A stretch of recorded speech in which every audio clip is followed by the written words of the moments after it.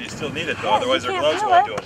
So now you put it on there, feel the difference? Yeah. Just a little shot of water is going to activate those gloves, and it'll get a little bit better as you go. These ones especially, like these ones right here, they dry out a lot. So whenever you need a quick shot of water, just go back through it and it just reactivates that grip. Now the better, the more higher end ones, you know, you're getting into these two right here, they'll hold on to their grip and they'll hold on to the water a little bit, but even still on a dry day like this with low humidity, you're probably going to need to touch them up as we train. Will just dry them out. Exactly. So a couple of things you can do is just send your goalies with a water bottle back to their goal where they can. For drinking, so. Yep.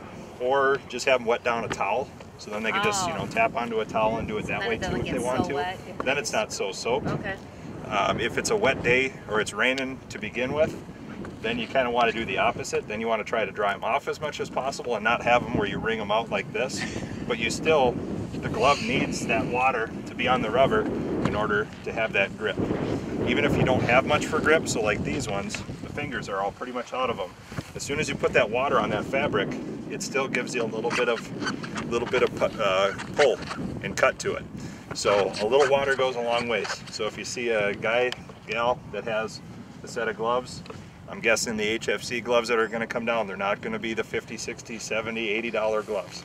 Your keepers that are in the upper age brackets that have been playing for a little bit, they might have their own, but they still might forget this step as far as how to activate them.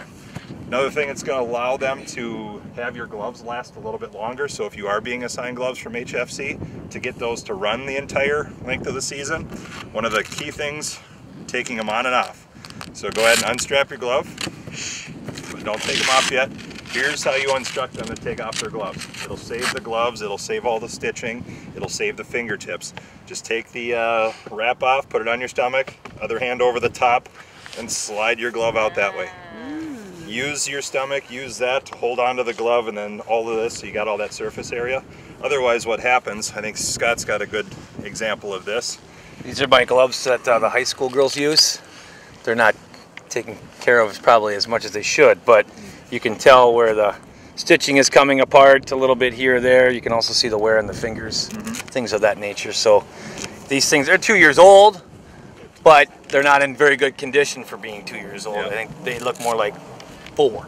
So that's going to be one of those things, you know, if Vincent gets into it and you don't want to buy him $100, $120 gloves halfway through the season, those are the kind of things that are going to be doing very well.